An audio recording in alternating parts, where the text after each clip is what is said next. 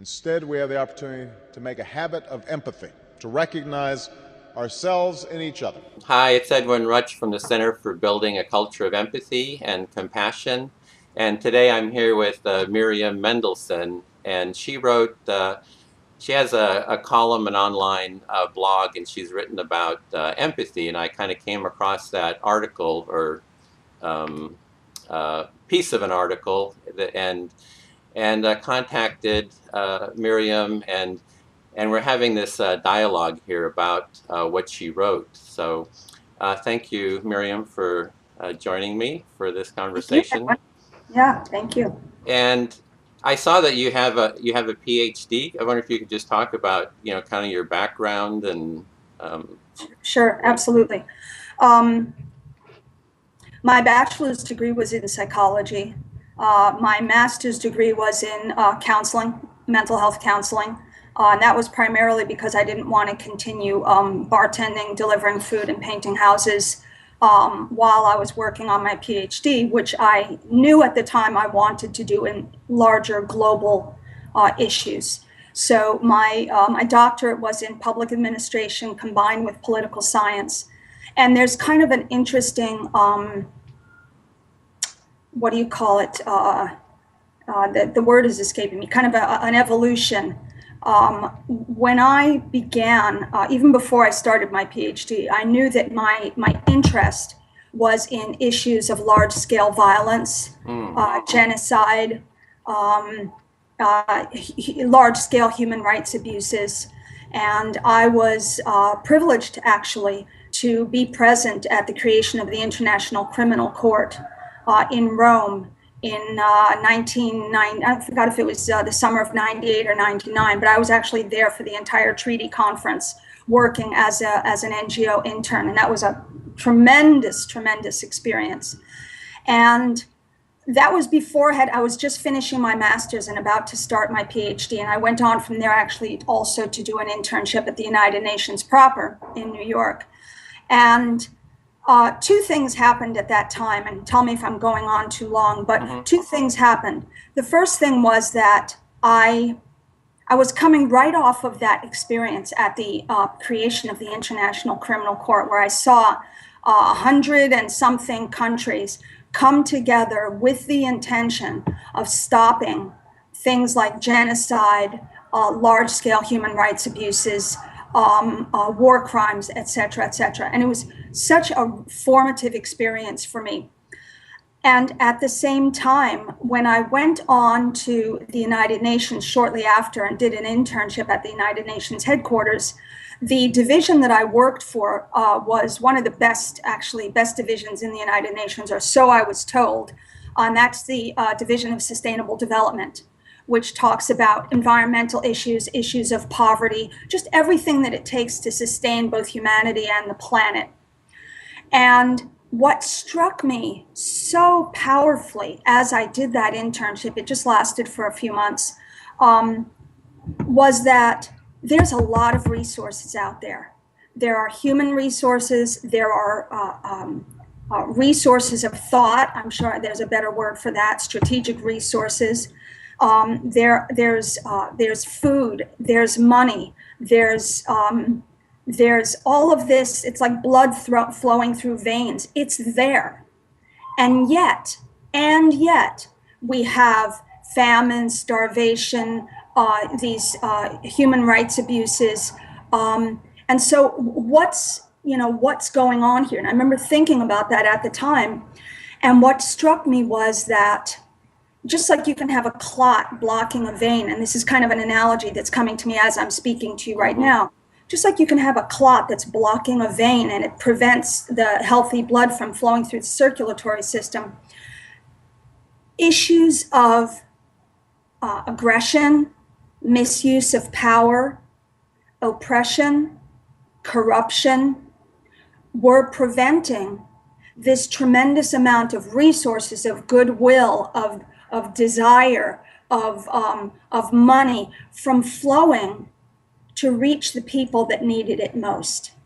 And that was one of the things that really got me focused on removing the impediments. What can we do to remove those impediments so that great organizations like the United Nations that are capable of doing fantastic things can do them freely? That was the first thing.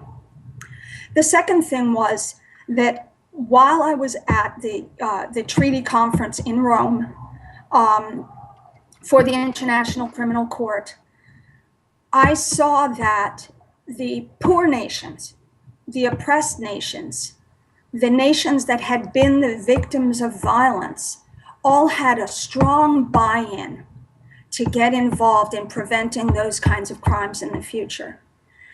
The big Western nations, primarily the United States, did not. This was in 1998. And I remember sitting there and thinking to myself, as the treaty was ratified in Rome, I remember thinking, what is it that would cause Western nations to care about what happens on the other side of the world? Where is our buy-in? And I, as coming from a background of psychology, I believe that human beings are inherently, you can use whatever term you want, selfish, self-interested, whichever one is more useful for you. And I don't think there's anything wrong with that. I think that's human nature. So on the level of nations, also, nations are self-interested, just like humans are self-interested. And I don't think there's anything wrong with that. So when I was saying that we didn't have a buy-in, I wasn't saying that as a negative judgment. It was simply a fact. I started my doctorate. Around the time I started my doctorate, again, still thinking I was going to go with issues of genocide, human rights abuses, 9/11 happened. And there was the buy-in. Unfortunately, in the very beginning of my dissertation, I say that some people compared 9/11 to Pearl Harbor. And there are ways that I thought that analogy was not useful, but the way that I think it was useful and does stand is that Pearl Harbor jolted us out of a feeling of isolation. Before Pearl Harbor, there was this sense that we could comfortably ignore what was going on a continent or two away. Pearl Harbor disabused us of that notion, and we had to become globally involved after that. 9/11 disabused the United States of the notion that people could be angry, full of rage, oppressed, whatever the issue may be, on the other side of the world, and we could act as if we had no buy-in, as if there was no dog in the fight or no skin in the game. No affect, or unaffected, maybe. Yeah. So what 9/11 created in us was a feeling of, for selfish reasons, and again, that's fine with me. God forbid, I'm not saying that 9/11 was fine with me. I'm reiterating what I said before. The human beings being selfish is not I don't consider that a bad thing. It's just nature. It created in us a feeling that what was happening to human beings on the other side of the globe, if we didn't concern ourselves with it in some fashion or another, it could potentially come back to bite us in very painful ways. And that's not to say that we are to blame. It's not to say even that we are responsible, although I do think the humans are responsible for one another. It's simply to say that it won't bode well if we ignore it. And at that point, what I did was I focused my doctoral studies on issues of terrorism, radicalism, and because I saw that as a gateway where other issues of oppression, human rights abuses, large-scale violence could be addressed. Again, terrorism became the buy-in.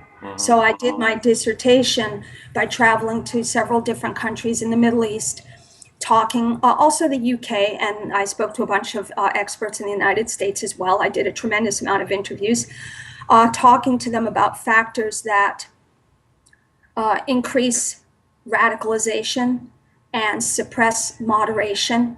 And I was specifically looking in Arab and Islamic societies, again, because the issue of Islamist radicalism or jihadism had created for the United States a buy-in where we had to care.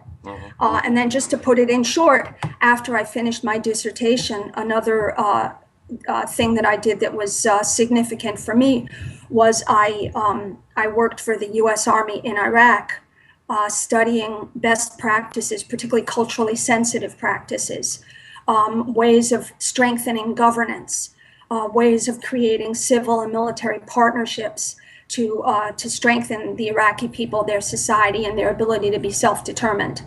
And I spent several months doing that.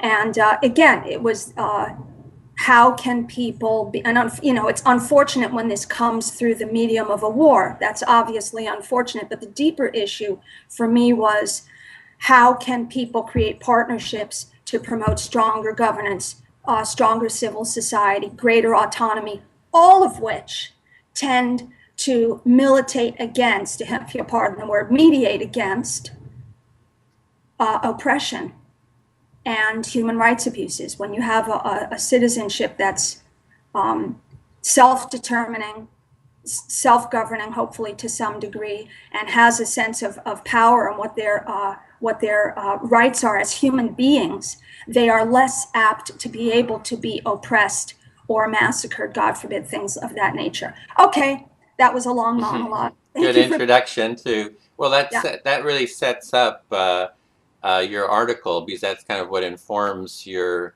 you called it not an article, how would you call it, your empathy? Well, I'm actually writing a column called The Transformational Life. And the article that caught your eye on empathy, and by the way, I have to give a shout out because I read David Brooks' column in the New York Times and then wrote my column a couple of weeks afterwards using research that I had also done in my dissertation. And then when I read his column afterwards, I was like, oh my gosh, that sounds very parallel. So I really do have to give David Brooks wrote a column with the same title, and I have to give him a shout out because it was one of those unconscious things where I didn't realize how much mine mirrored him afterwards. But in any case, no, it's part of a larger column that I'm writing. And also I just started a blog. It's called thetransformativelife.com. And it's about this vision of living transformationally. What you saw was one piece of that. Okay. So I did see the echoes of David Brooks' article in there. Because I've kind of been following that, his writings and the responses to that. Before we kind of go into the article, one thing I like to find out from people is what is their most important value, personally to them? And I was wondering, what is your most important value? Thank you for asking. I actually noticed in your other interviews and your writings that you had said that, and I found those very interesting. My most important value is action. Mm-hmm.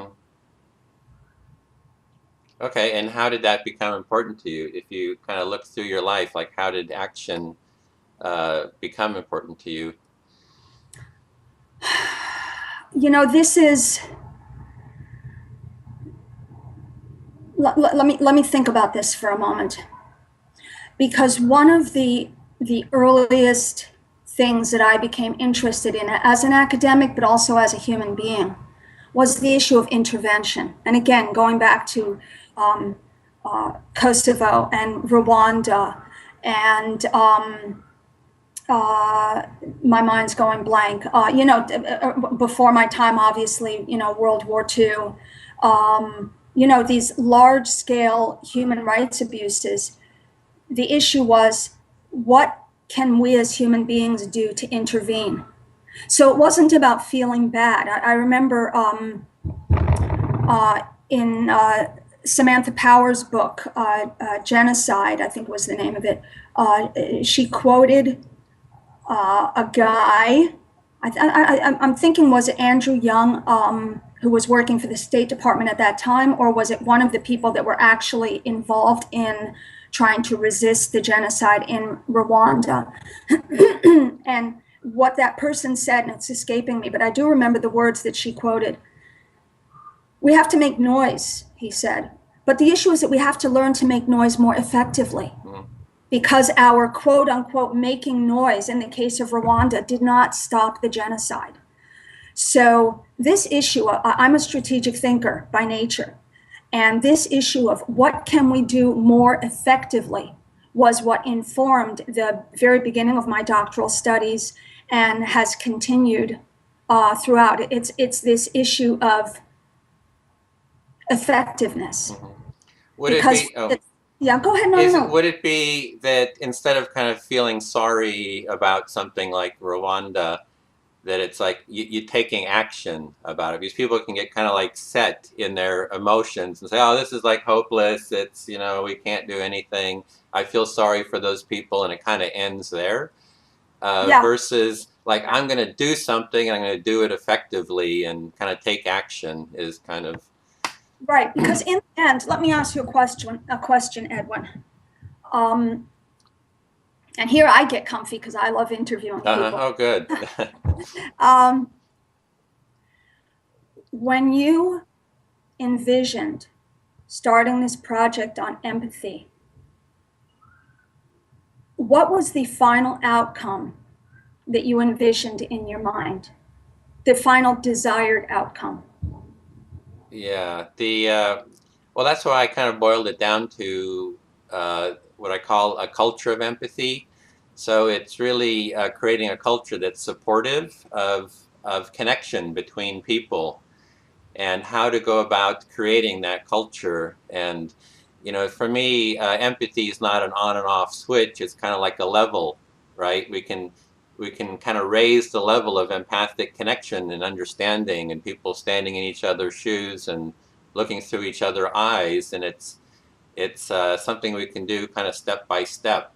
And so that would be how to do that, to do actually, yeah, how to do that and how to do it effectively, actually. So I actually kind of very, very much relate to the action component that you're Yeah. talking about.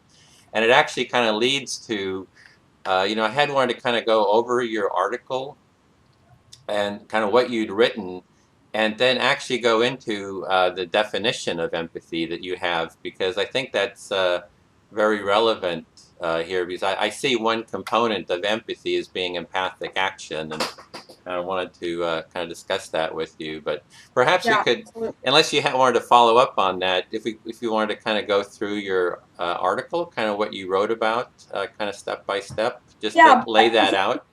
yeah. Let me just, because again, that particular piece that you read is just one little piece, and again, even though a lot of the most of the research that I quoted were things that I had come across, a lot of it in my dissertation research, the stuff on Waller becoming evil, and the studies on the Nazis, et cetera, et cetera. I was a little uncomfortable, to be quite honest, afterwards when I looked back and saw that even though that stuff was based on my own research, it so closely mirrored a lot of what David Brooks had said. So I'm kind of like holding back from focusing on that particular column. It's actually a large part of a small part of a larger series on the idea of living transformationally. So I don't mind focusing on that, but I don't want to over focus, because again, I want to send in a little note that says, you know, shout out to David Brooks, because I was a little uncomfortable with how much it actually mirrored what he wrote. So, Well, but that's just well, that's kind of what attracted me to the article, is that there is this whole dialogue, and I would like to actually interview, you know, have David Brooks in yeah. a dialogue about this, because it's really, I mean, the idea is that there are limits to empathy. So it's kind of like, well, what is your definition of empathy to begin with, then? Yeah. But let me just ask you something, just to put closure on what you were Okay. saying before, when you were talking about action. So so if you are successful in your goal of creating a culture of empathy, what in the end is the world that you want to live in? What's the final product? If empathy is kind of a vehicle, what's the final outcome? Just, I'm curious to Well, know. it's kind of a state of being. It's when I feel connected to people, you know, I have a sense of warmth and and also tools for conflict resolution. There's a quote by Johann Galtung. I don't know if you know, familiar with him, but he's like the founder of kind of the granddaddy of these peace and conflict studies programs that are in all the universities. Like here at UC Berkeley, they have one, and they're all over the world now. And he has a quote where he says, "Peace is resolving conflict with empathy, nonviolence, and creativity, and it's a never-ending process." Mm-hmm. So Got it. it's like, and I was just at an Occupy camp here in Berkeley, and we set up what we called the empathy tent. Yeah, I So, saw the picture of that oh, on your website. That and was so cute. so we were having people come in, and we only were up for about a week, and then they closed down the whole camp. So I'm sorry you weren't there for a longer period. But Yeah. there was all kinds of conflicts within that camp. I mean, there was like those stabbings, which I was like there when it happened, and actually walked up to the person that had the knife, the biggest knife I'd ever seen in my life. And I walked up to him and I said, "Would you like an empathy cookie?" And he turned and looked at me, and I thought, "Uh-oh, my number's up." And so it didn't really work. It kind of, I What didn't. happened? You didn't take the cookie? He didn't take the cookie, but then somebody, while I'm sitting there looking at the guy, somebody behind me says, "Oh, I'll have one of those." So, and I gave this guy a cookie, and then the other guys went on fighting, and So did the stabbing happen? That particular? he was like slashing at the guy who had a pipe, who was swinging this big pipe, and he had this big knife, and he actually like just sliced the guy's arm. And I mean, we're talking about 6 inches, or from slicing the guy's throat. Yeah, And yeah. so this is at an Occupy, Berkeley camp. So there's all these different groups were there. There's people, homeless people. It's like one of these super stressful environments for, drug addiction, alcoholism. And we set up the empathy tent, and people would come and they would just want to be heard. It's like there's nobody listening. They're in this state of agitation and conflict and not being heard, and they're fighting with each other. And so we were creating a space where they're actually come and be heard, and as they're heard, with the biology of it, their cortisol, stress hormones are going down. They're kind of, the oxytocin is rising, and they're kind of getting more grounded. Mm-hmm. And I mean, they were like there was like women who are coming in saying, "Hey, the guys came and slashed our tent last night, with the knife," because this one woman was very vocal, and aggressive. But she came and she was like talking about it, and she was like breaking down in tears because she's very tough and aggressive because she feels she has to be to protect herself.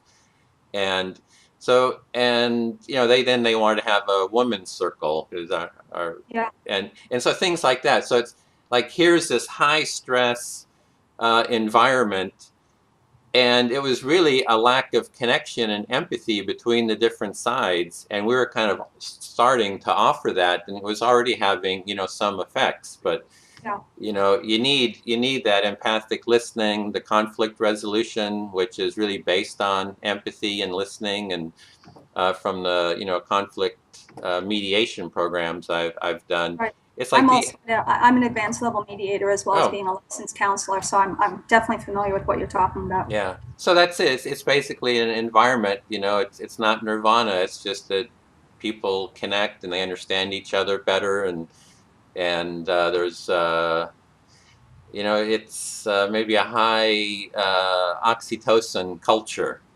Where you have families that are totally dysfunctional, like that the camp was. And then there's families where people get along and they're productive, and they're connecting, and they're able to talk about what's important to them. What their problems are. They have the tools for conflict resolution. Like Johan Galtung's talking about. They know how to step in each other's shoes and kind of build that foundation. That I think just makes society work better and be more productive and happy and contented. And even in the studies on happiness, I interviewed Rocco Bellick, who spent 5 years creating a film on happiness, and he boiled it down. He said it's productive social connection that really makes people the happiest. Absolutely. So, by the way, I wanted to say that what interested me very much about the whole about the evolution of the Occupy movement was the way in which the camps came to replicate society, the greater society, in a lot of ways. With, like you said, some people being more functional, some people being less functional, conflicts erupting. people seeing that good intentions were not necessarily going to be enough in dealing with those issues, that there were some very tough things that had to be grappled with. And that's not even counting the larger issues that they were standing for, just talking about the microcosm of people trying to live with people. And I found that kind of fascinating, just because I see those issues playing out in the larger society, and again on the global level where I was looking at it. So I kind of was watching how these issues played out in these little microcosms. But it's just something I wanted to jump to is, so for me, I've been kind of looking at two different tracks, and they converge in certain ways. And this is kind of the way I've been thinking. The first is the global track.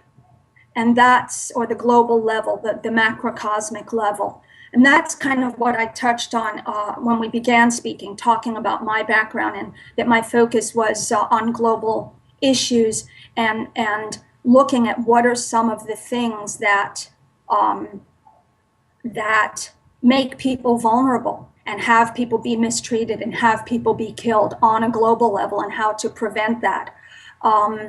And again, action for me is the value, because without action, all you're doing is sitting there feeling bad, and people are still being mistreated, killed, etc., etc. So that's one level, and looking at what's going to be most effective. Then the other level, and that's what I'm writing this series of articles on in my blog, The Transformative Life. The other level is, and this is an interesting point, and I just want to touch on this because I've been thinking about this. We can feel bad. We can want to make a difference. But let's say hypothetically, I'm not yet rich. I'm not yet supporting myself in a style to which I wish to become accustomed, as my dad would say. The style to which I wish to become accustomed, right? It's not happening yet. I'm not rich. I'm not rolling in dough. So there's certain kind, right there you have a reality, that there are certain kinds of making a difference on, say, the Bill Gates level, where he's trying to eradicate. There were certain diseases, I think, that he was wanting to completely eradicate, that he's able to do because he has those financial resources. So there are certain kinds of making a difference that I'm just not going to be able to do. So I'm using that as an example to say that even with the best of intentions, there are certain capacities. So for example, neither you nor I yet are government leaders. So there's a certain kind of making a difference that's not accessible to us, whether it's being in a position of governmental power or whether it's having lots of money. So what one might take out from that is that even with the most vast intentions and the greatest desire to make a difference, each of us has kind of our dance card. We've got like the ladies used to have the fans, and they would have their partners would write, who gets what dance on the ribs of the fans back in the Victorian era. We've got certain dances that we can dance. We've got certain capacities. And it's kind of like each one of us has to play out, it's like the story, after we die, they're not going to ask you, why weren't you Mahatma Gandhi? They're not going to ask me, why wasn't I Mother Teresa? They're going to say, hey, were you the best Edwin that you were able to be? Did you do Edwin's thing? Did Miriam do Miriam's thing? Did I fulfill what I was supposed to do in the world? Okay. Having said that, so this blog, The Transformative Life, is laying out a system of thought about how each one of us can be individually transformative in the world, coming from a larger vision, but acting that out in our day-to-day actions. And again, the key being action. And I go into some detail about it. I don't want to monologue, but I just wanted to say, so there you have the two levels. You have looking at things on the global level and examining change on the global level, but you also have looking at things on the microcosmic level in terms of what can each of us do to live out transformation in the world, which I do believe we can. Well, I'd like to kind of find myself wanting to tie this into empathy. How does action and transformation relate to empathy? So I'm really wondering about what your definition is of empathy. How do you understand empathy? My personal, this is non-academic because I'm not putting it in a research paper. The definition I'm working from is empathy as a state of emotional arousal that takes place mirroring the emotions of someone else. So where one is aroused to experience emotions that mirror what we perceive as being the other person's emotions, versus sympathy. Sympathy is a more distant. It's not an immediate contagion of emotion. It's more a cognitive. We look at something, we think cognitively about that, and that arouses an emotion. That's sympathy. Mm-hmm. Empathy to me is the direct arousal that takes place when I catch what I perceive to be, at least, as the emotion or situation of another person. Okay, because that's in David Brooks's article. I thought that was kind of one of the key parts of that. It kind of a lot depends on how you define what we're talking about, and I wonder if I could just kind of go through kind of my definition of empathy. Please. Which I see Absolutely. I see it as actually kind of like a 4-part to it, and that the first part is what I would call self-empathy, which is really kind of seeing, it's like mindfulness of your own feelings and kind of that sensory awareness of what's going on in your own body. Like you're just meditating or just off on your own. We're aware of what's going on in our own bodies and how, subtly we are aware of that. And there's things that kind of can shut down, our self-awareness, is like fear and other feelings like that. And then the other part would be, I think what you're referring to is, I'm starting to call it mirrored empathy, which is that emotional affect or contagion, or the kind of that feeling of that mirroring of others. So as I'm watching you, I'm seeing, your face, how you're looking, and sometimes you're kind of excited, and now you're smiling, and I can feel, that feeling and kind of mirror it within myself. And then the third part would be I call it kind of an imaginative empathy, or it's in the literature, it's kind of called, cognitive empathy or perspective taking. That if I start hearing your story, I'll start understand, as I heard, your travels and the work that you've been doing. I can kind of put myself in your world, kind of cognitively, kind of imaginatively, and kind of see the world from your point of view. And then the fourth part is actually, I would call, empathic action. That and I've really seen that in mediation. Since you've done mediation, it might resonate. Is that you have two disputants, they're at each other's throat, they're totally not empathizing with you, and you kind of, at least in the processes I've done, you kind of empathize with both sides, you hear both sides, you kind of turn the disputants to each other and kind of facilitate an empathic connection, the mirroring, the understanding. They start feeling where the other person is coming from. And then at some point, there's almost like, maybe that's what the transformation part is they kind of click in terms of understanding how they affect each other. Mm-hmm. And then the last part is, well, what are we going to do now? What's the action we're going to take, which is kind of the empathic action, where people start working together, say, well, on this day we'll meet and we'll do this, and here's the plan that we're going to do. And one of the definitions I've heard of empathic action is that empathy is when the blocks to action are removed that don't exclude. So that feeling of you're working together with somebody and it's just working very well. And then something happens where it's like, oh, I'm not so, something's not right here, and then, sometimes that can blow up, right, in the future, because something's not addressed. Somehow we're not empathizing with each other and connecting. And sometimes you have to go back and kind of address that to kind of clean that up or create a connection. Mm-hmm. So that's kind of the model I'm operating from, in terms of it's a full kind of a process that kind of happens. And in the David Brooks article, I was seeing that he was not seeing the empathic action component to it. He was saying, well, the empathy, people are connecting, they're having this emotional connection, it's all fun and great, it feels great because we're feeling each other's, and then it kind of stops, right? And then that's as far as it goes.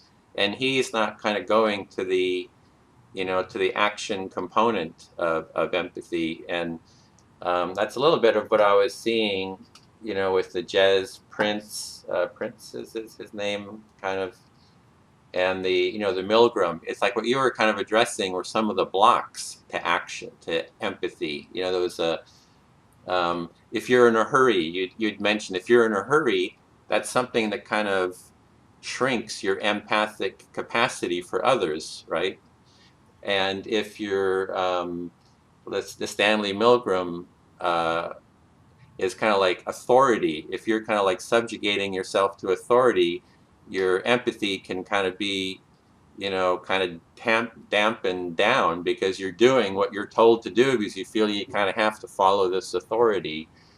And so there's all kinds of ways to block empathy, and that's like, just and even the sympathy you were talking about, which can be actually a block to empathy because you're empathizing with someone, you're getting all upset about it, and you have a secondary feeling, which is about yourself. And, that actually can block the empathic connection. So, yeah, just one thing I wanted to jump in and say is that one of the researchers that I examined pretty closely in the writings for my dissertation, which was on radicalism and moderation, and some other writings that I've done on the psychology of violence. I've leaned pretty heavily on James Waller, Becoming Evil, which I mentioned it in my article, and Brooks did as well. Yeah, both did. And the research there, and here's the thing: there are things that you and I are going to agree on, absolutely, but there are ways that we're going to differ. So I don't want to. My dad, who was a longtime journalist and writer, quoted, I forgot who it was, who said, "Our job is to make distinctions, not to blur them." So I want to definitely have ways that you and I agree, but I don't want to completely conflate our point of view, because then you would become me and I would become you, and there wouldn't be any, life is in the differences and the contrast. So I just want to say that. So in James Waller's book, Becoming Evil, which is a really great book, and he talks about studies of Nazis, for example. And he mentioned that, and I wrote this in my column, that they experienced empathy, that cried while they were, particularly the younger and newer recruits, cried while they were carrying out their awful duties. They would go home and have nightmares. They would use alcohol very heavily. So to me, and there's a gentleman by the name of, I believe his name is Wallerstein. I was looking over some of the annotated bibliographies that I had used in some of my academic writing. And he said that a desire for understanding, I don't have the exact quote. A desire for understanding can't substitute for moral judgment, and moral judgment should not obviate the need for understanding. So each one has a role to play, but each one is necessary. So in the example of Nazis and others, there is the capacity for empathy is not gone. It's there. The issue is, and going back to my value of action, is And this is something that Jesse Prinz noted in his article. It was basically looking at the studies that other people had done, showing that empathy was not a very strong determinant of action. Blocks are not blocks. Even without blocks, it was not a very strong thing that propelled people to action. So then the question is, what does propel people to action? And that's, again, in my column, what I'm examining in the course of bringing out what I call living a transformative life. What are the things? And if you don't mind me just jumping to that, sure, is that okay? Yeah, very interested in that. So research-wise, things that have been shown to be strongly correlated with what's called pro-social action on behalf of others. Empathy is not among them. The very slightest little deterrent, like being in a hurry, not noticing, having the influence of an authority figure, like in the Stanley Milgram electroshock experiments. There are a lot of things that can easily extinguish or subvert empathy as a motivating emotion. So if my value is action, I'm interested in the bottom line. What kind of world are we living in? What kind of world are we creating? So I want to look and see, I don't have any particular attack. I love empathy. Empathy is wonderful. Look, I'm a psychotherapist as well. I'm a mediator as well. The ability to understand and connect and create understandings and connections is very central to what I do. However, it is not sufficient. It's not sufficient. So, well, let me just rephrase what I'm hearing. What you're saying is there's different kind of energies that are kind of motivating forces, yes. And that you're finding that empathy is not a very strong motivating force, and that there's other forces that are maybe stronger in terms of kind of people taking action on. Yeah, and exactly. And so some of those, and again, this isn't, I mean, this is based on, research and, well, research can always lie in a bunch of different directions. But, as researchers, what do we have to do but quote research?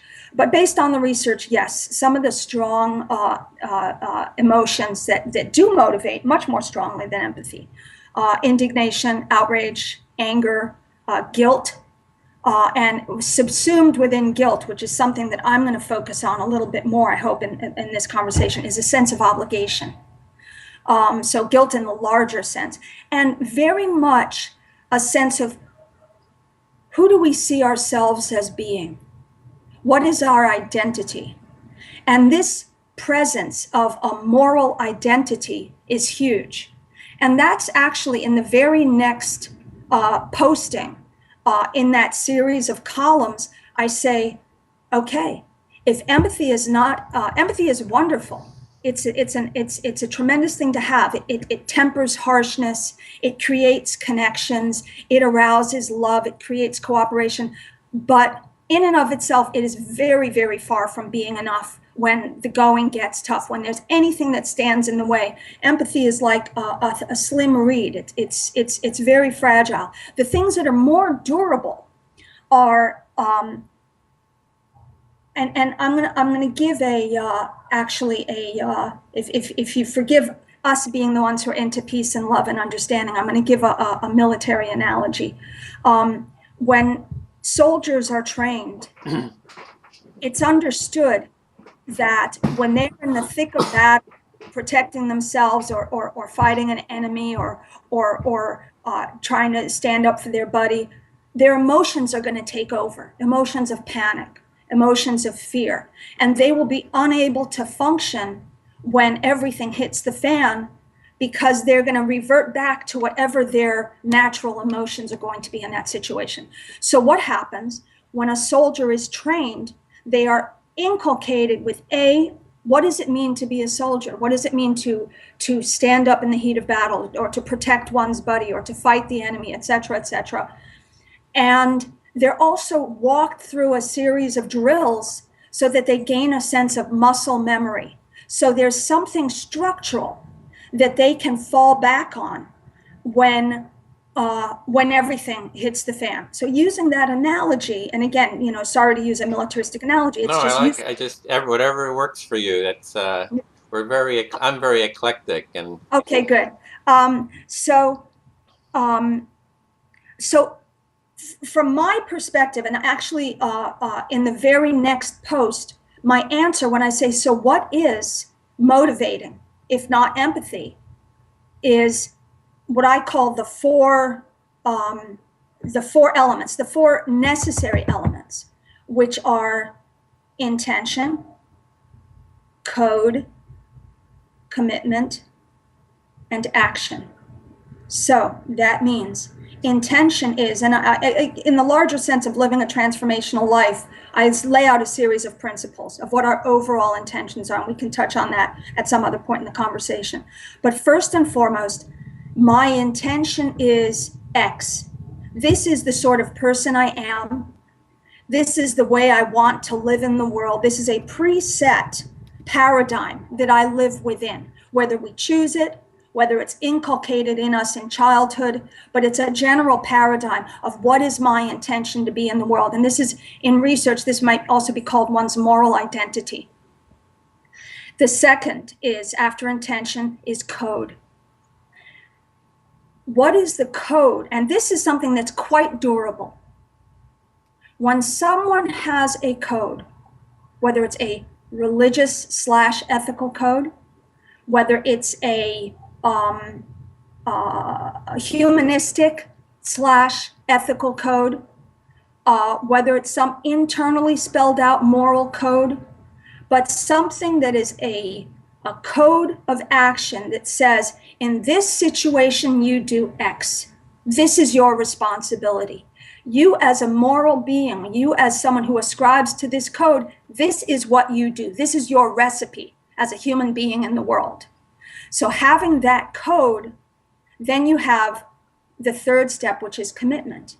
Commitment is, it's not enough that I have an overall sense of intention of who I am, of what my identity is. It's not enough that I have a code that spells out what I am going to do in any situation. The third thing is commitment. I have a level of commitment to that code.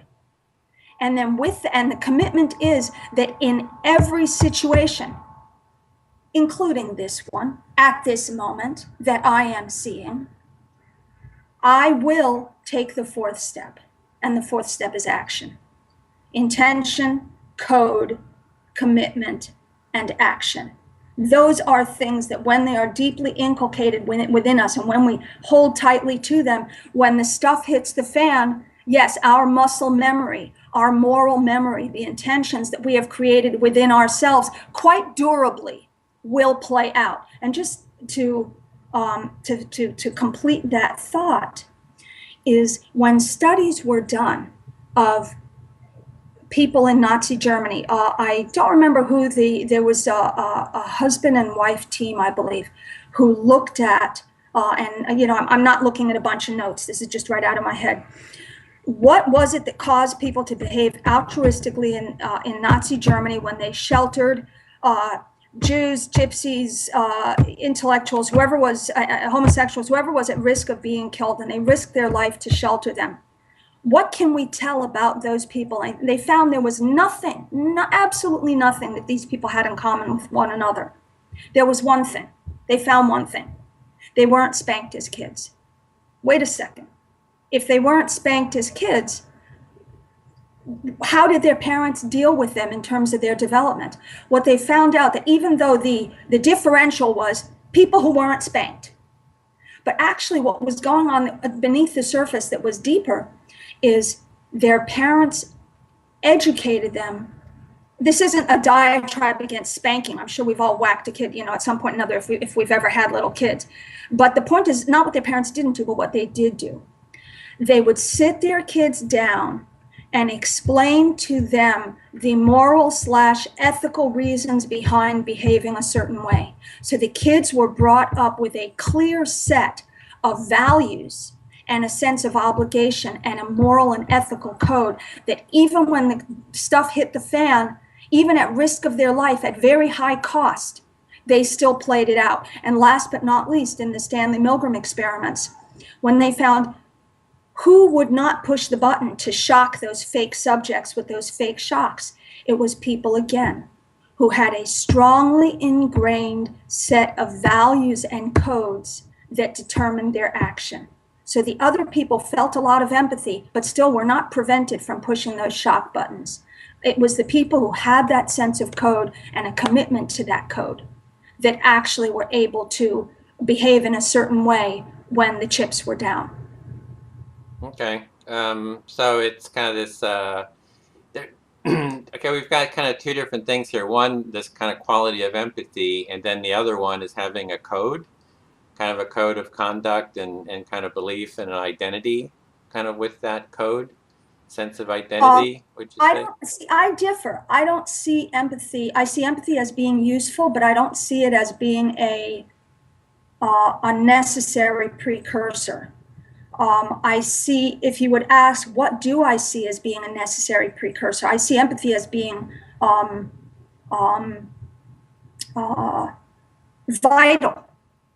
But there's a difference between vital and something that cannot be dispensed with. The thing that cannot be dispensed with is a sense of moral identity and the code that one lives by and the commitment that one has to action. Those things cannot be dispensed with. Whereas one can dispense with empathy, direct empathy, emotional arousal, and still have someone who has a sense of moral identity, has a code with which they live by, and takes pro-social actions to help others, even if at the moment they are not emotionally aroused. And I can tell you, by the way, just in my own personal experience, through this concept that I call living a transformative life, there's a set of principles that this exemplifies. And when I'm living out of a particular one of those principles, I'm not necessarily feeling a sense of emotional arousal. I don't necessarily experience empathy as being key in that progression of seeing something, living out my principles and taking action. And it doesn't mean I'm a cold person. I'm simply reflecting. Oftentimes after I take action, I'll feel a sense of emotional arousal, but not necessarily before or during. I just simply don't think that it is the key determinant of what propels us to take action. And again, it's not that I don't think empathy is vital. I do. I just don't necessarily think that it's the powerful force that's going to push us. Well, well, for me, there's the empathy, and then kind of the what do you call it, the principle or the rule that it seems they don't seem to be mutually exclusive to me. That your rule can be a culture of empathy, for example. Absolutely, right? yeah. So it's absolutely. like and I kind of would see that the rule is more like the perspective taking component of empathy, in the sense that and that component is actually kind of part of our self-awareness, like, right? It's like in terms of the animal studies, or even with children, there's the studies that show that when children get around, I guess it's 18 months of age or so, they can start recognizing themselves in the mirror. Like until that age, it's like everything that happens to them is kind of like happening. I mean, other emotions, as I understand it, that the emotions, and that's why they like cry when other babies cry, because it's like they're feeling all of reality is kind of like themselves. And then when you start having that quality of self-awareness, that you start creating that perspective taking and seeing yourself, as other. For example, the experiment that's done is they'll show a child a box of crayons, and it has pictures of crayons on it. And they'll say, what's in this box? And they'll say, oh, that's crayons. And then you open it up and there's candles in the box. Say, oh, there's candles. And then they say, here's this person that has just come into the room, and they put them back in. What do you think that person will think is in this box? And they'll say, oh, they'll think there's candles in the box, because they think that whatever they think, everybody else is thinking. Mm-hmm. So they're not able to put themselves into the, create that perspective taking and kind of put themselves into the mind of others. And it seems that, with the rules-based, we're starting to kind of create this, perspective taking, modeling of kind of reality. And I don't see the two as mutually exclusive in that Oh, I think that sense. I didn't give that impression. I don't see them as mutually exclusive at all. The question in my mind as a researcher and as a strategist is what is essential? Essential, what is I don't want to get confused on the necessary versus sufficient, because I always get the two mixed up. So I know if I go there, I'll totally mix it up. But the question is, what's primary and what's secondary? And to me, it's kind of like if you have a TV and you have a TV program, okay? Gosh, nobody's going to say the program is not important. The reason why you have a TV is because you want to watch the program. But I think it's obvious that without the actual television set, you're not going to have a program. So there's different ways to look at what's vital. But I'm looking from a practical perspective. And I'm saying, how do we learn empathy? We learn empathy one of the ways. I'm just, don't parse this too carefully. I'm just doing a quick analogy here. If we learn empathy, say, for example, from a parent who taught it to us, and then we express it in our action. But what's missing from that picture is that and I don't use the word rule, and I don't relate to that word. So you can use that, but I don't personally relate to that word. I would use the word a code, or a set of principles, or a set of values, because it's a little more living. Mm-hmm. The word rule to me is very dry, and not what I intend. Well, thanks for clearing that up. I was just kind of putting it out there, and I'm glad you're kind of. Sure. I couldn't remember the vocabulary, so thank you. Oh, don't worry about it. So the parent who teaches the child the attribute of empathy is teaching the child the attribute of empathy because it's part of their ethical code. And the child is then expressing the attribute of empathy, or any other positive attribute. It could be empathy, it could be charity, it could be caring, it could be, and in this paradigm that I call the transformative life, I have a set of principles. So let's say whatever one set of principles are, empathy or charity, etc., that's an expression of that set of ethical codes, of that set of ethical principles. So the ethical principles are kind of like the TV set that's holding the program. There's a lot of programs in that TV set. That's why you have the TV set. That's why the child is taught, so that they will do X, Y, and Z, so that it will express something, or like a manufacturing machine. You want a loaf of bread, but you have the machine that mixes the dough, and then you have the machine that bakes it. So the loaf of bread is so important. You want the loaf of bread. You want empathy. You want charity. You want sacrifice. You want bravery. You want whatever those expressions are. But they are held and created within that vessel, or that machine, or that structure that is the set of principles. Does that kind of... Yeah, it's kind of like saying that, I don't know if I kind of took it a step farther, is that the code is kind of like reason? Is it kind of like the code is a reasoned structure? It's the structure from which you act. So if I have a structure that says, or let's say you have a structure, and somebody, George, that's always my generic person. Is always George. Okay, George, be honest. Okay, George has this value called be honest. Be honest is an expression, when George is honest, it's an expression of a value.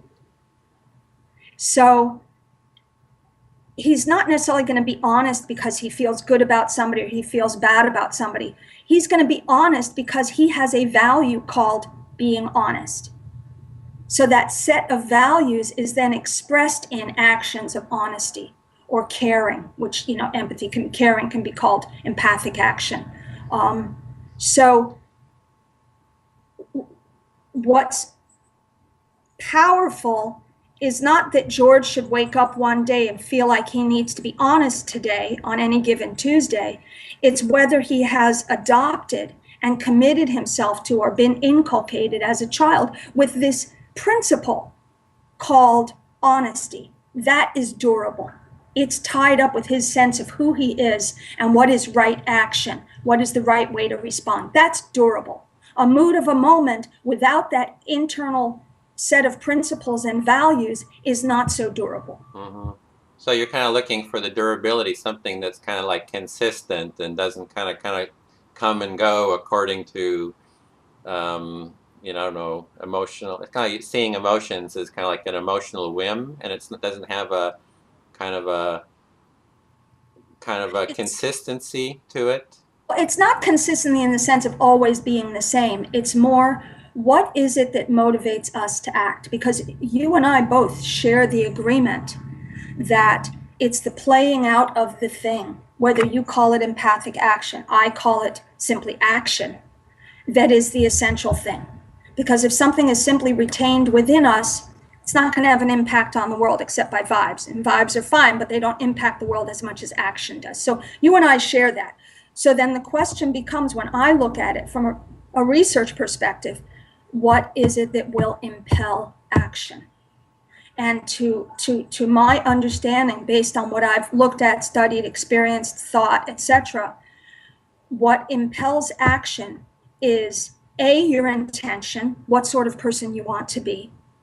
B, the principles and values that you've adopted, created, or been inculcated with. That's the code or principles. Your commitment to that code or principles, and then the expression of them. Those 4 steps are necessary, even if, so to say, one of those principles might be empathy.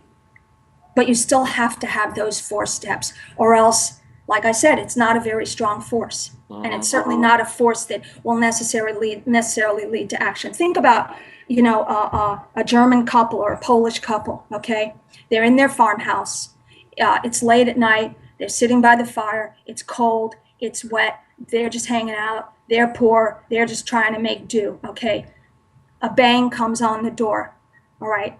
And they open the door, and there's this rain-soaked, huddled, trembling, terrified man, woman, and child.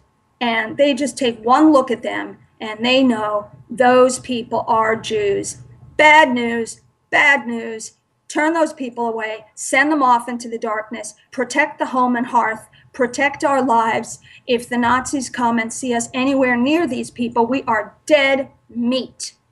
They feel bad, but gosh, they've got to save their lives. So, they don't even answer the door. They open it a crack and slam it. Okay, that's play out 1. Play out 2, bang on the door. They open the door, bedraggled, starving, terrified man, woman, and child. These people can be killed if they're found with these people.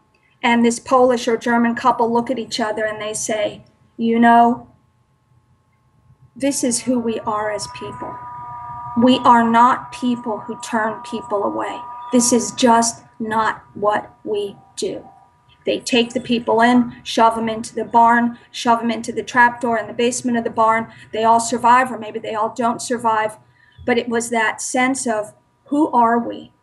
What do we stand for? What principles do we live by? That in a situation as terrifying as that, when one's life is at stake, feeling bad or simply feeling a sense of compassion like the Nazis did and then had to drown with alcohol or had nightmares is not enough. But who we are and what we ascribe to, what our principles are, what are we committed to? Yes. In that dark night when one's life is on the line, that is what makes that couple make that choice. Well, it resonates because, you know, my family were those Germans living in Poland, and I did a documentary about my mother's story, actually both of their stories, so that's on the internet. And they actually had situations like that, and they came from a very kind of a Christian, you know, kind of background. And, you know, my mother talked about that, you know, how they felt about that and wanting to, and how some of the Germans were um, you know, they would say, you know, you dirty Jew, kind of, you know, comments like that to Jews that were in those situations, because that was really kind of a common situation in that area there in Poland at that time. So yeah, it's a real, you know, it's, but that kind of happens all over. You know, that happens all the time, and um, Let me tell you a little the story. Let me tell you a little story. So this idea of living a transformative life, I just want to touch on that because to me that is the essence. That absolutely is the essence. So my code that I live out of is the sense of being transformative. And just to touch on that, being transformative is based on a set of principles. And those principles are, in part, that we as human beings are one entity. We are connected with one another. We are responsible for one another. We have a responsibility to act in ways, and here are the three core principles for living transformatively, to act in ways that act out of a foundation of integrity, and all of this is in my columns. Act out of on a base of integrity, that's key. But the three forms of action is one, to protect, two, to care for, and sometimes these overlap, and three, to empower. Those are the three pillars of action. And act in ways that protect, care for, or empower other human beings, but certainly not doing so out of a sense of mood, but out of a deep principle. And specifically out of a deep principle that looks at humanity as being one interconnected whole.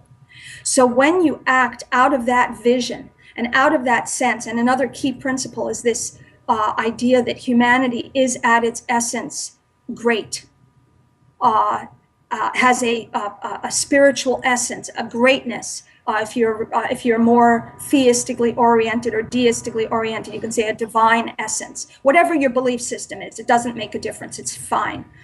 But that humanity is at its essence, has this greatness and this interconnectedness and this unity. And when you act, even acting very locally, and the idea of living transformationally is all about acting locally, acting with whatever life presents to you at that moment, but you're acting out of this larger vision of what the world is and what humanity is. And one of the things I say in my articles is the world broken? What is the world? It's like saying, is light a wave or is light a particle? You know, that Heisenberg's uncertainty principle. The whole point is, we are human beings. We are a partner in creation. That's what's unique about human beings, that human beings are not passive in creation. By the vision that we hold, we actually create, through the life we live, we create the answer to that question. So the observer, if we observe light as a wave, we're going to see waves. If we observe light as a particle, we're going to see particles. There is always this interaction between the observer and the observed. We cannot accept ourselves from the system. We are a part of the system. So in that sense, we create the world out of our vision of the world. So when someone lives transformatively, what they are doing is living out of this vision that the world is great at its essence, that humanity is great at its essence, that we have this spirit, this spirituality, this spark at our core, whatever belief system, again, it's no belief system needed, that we are interconnected with one another, and that we have a responsibility to act on behalf of one another. That is just touching on some of the more core principles. can I just say one thing about that is, to have that awareness, it seems to me that's where empathy comes in, right? Is you can say it as a philosophical construct, but to actually experience the connection with others and to actually experience that sense, it's like empathy that is kind of like the process for doing that. If you say, oh, we are one, it's like, it's kind of seeing the common humanity of people, seeing that, oh, this person has this same pain that I have, and I'm actually experiencing it through kind of the empathic process. You know, I'm not blocking myself to it, and kind of, so it seems it's like empathy is very much at the core of that. But not as a motivating principle. That's the difference. That's where you and I are differing. As Empathy is absolutely vital. As a principle? Hear what I'm saying. Empathy is absolutely vital, but not as a motivating principle. It is an expression of those principles, but it is not the it's not the, when I say motivating, I'm talking about the issue of whether something is vital or necessary. And in this case, it's vital. It's when you experience, it's kind of like, again, will you see programs out of your TV set if you don't have a TV? No, you have to have a TV. The reason why you're getting the TV is to see the programs, but what's key is having the TV. So empathy is one of the feelings that one has when one lives by that principle of seeing humanity as interconnected. It arouses in us feelings of empathy. But what comes first is that vision, is that set of principles, is how do we see the world and how do we see ourselves? What is that set of values? And yes, one of those values is that sense of interconnectedness. So I don't want to downgrade it, but at the same time, it's an expression of a principle. But what motivates us is that larger vision of who we are and what is our place in the world. So I don't want to I feel in a certain sense, and I'm a contrarian and I have a rebellious nature. So I don't want my contrarian and rebellious nature to make it too much of a parsing of what is. I don't want to get over focused on that. Suffice it to say that yes, empathy is absolutely vital, and it is absolutely an expression of that principle of feeling interconnected. So I will just simply say yes, I agree with you. Okay, but the story. So just a quick. I have a million different stories like this because, again, it's kind of the way in which one tries to live one's life. But just for an example, I was standing on a subway platform and talking with a family member of mine, just chatting. And people who live transformatively, the antennas never go down because one is always responsible. We are always interconnected with one another. And the responsibility to protect, to care for, or to empower never goes away. So one always has a sense of situational awareness. That's one of the things about living transformatively. So we're standing and chatting on the subway platform, and I happened to notice out of the corner of my eye that a gentleman walked close to the edge and then fell over on the opposite side, fell over the edge. And before even most of the passersby had even become aware that the guy had fallen, I was already at the edge, bending over. The guy was tipsy, that's why he fell. Bent over. My family member was running behind me to see where was I going in a split second. It's like in the middle of a sentence, boom, I'm on the other side of the platform. Leaned over, I grabbed the guy on one side. My family member grabbed the guy on the other side. We hoisted him up. And by that time, the hysterical woman had gone and found the police, and they arrested the poor guy. And we were already over on the other side, finishing our conversation back where we had left it. It's an example of, and that was an example of quote unquote protecting, acting in a way that's protective. Another example was I was walking down a street in Tel Aviv when I was doing my research in the Middle East. I spent some time in Israel, and I was it wasn't Tel Aviv. I had just come in from Jordan, and I had gotten off the bus, and taken the bus in from Jordan into Jerusalem. So I was walking from the central bus station, dragging my luggage with me, and with a couple of friends that I had made on the bus, and we were looking for a hostel that we were going to stay in right in the center of Jerusalem. And as I walked down this busy street, I noticed a young guy, and he was in the middle of the crowd with a girl, like in her early 20s, and he was up in her face, and he had grabbed her face like this, and he was right up in her face, loud and angry, and he had her, and he was squeezing hard. And again, I'm telling stories that I experienced just because it's my life. It's easy to think of stories when you yourself experienced them. And I just turned, none of the crowd noticed, or if they noticed, they weren't taking any action. And I just turned to my left, got in between him and her, turned to him, and I said, "That is not okay." And I said it loud. And he picked up his fist like this to hit me. And I just stood there and, looked him in the eye. And the spell of fear over this girl was broken. He had to let go of her to pick up his fist to me. And the spell for her was broken. And I had put myself in between. And so she had this like break of this spell that was over her. And she saw that somebody, some total stranger, was willing to A, intervene, and B, state that this was not a way that people act. You don't treat another human being this way. And she started yelling at him. And as soon as I saw that she was, able to defend herself, I turned around, luggage still in hand, and went and kept on walking down the street. The whole thing, like the subway incident, took less than 30 seconds, but possibly changed people's lives. Another quick story, I was walking down the street in New York, and I saw this guy walking with this little toddler girl, and she was trying to get away from him, and he yanked her arm hard. She was around 2 years old, and she started to cry.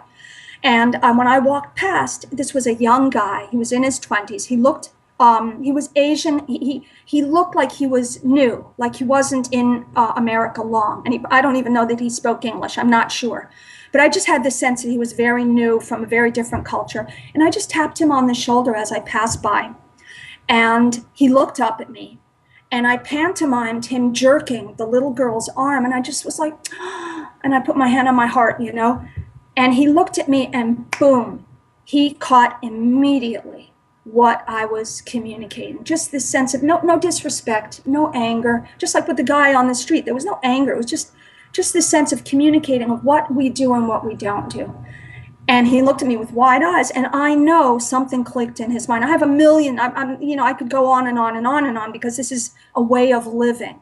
So again, these actions are motivated by a sense of who am I as a person? What world am I living in? And what principles is that world based on? This sense of interconnectedness, of a responsibility to protect or to care for or to empower through, speech or dialogue. That all of these things come out of this principle of wanting to create this transformed world, this interconnected world. But yes, it is based on a set of principles and a vision for the world. Mm-hmm. So it's kind of seeing yourself connected to everyone, and so you saw yourself as connected to all those people that you related to. When you didn't just shut yourself off, you were seeing yourself, hey, I'm connected to these people. Right, but it's a principle, it's a value. It's not an emotion, it's a principle. Because, and I guess the reason why I thought of those two stories was, now that it's coming to me, is that there was no emotion involved in either one of them. Why was it that, and this is, people laugh at me, when they see that I'll walk down the street and I'll see a young boy with tears on his cheeks.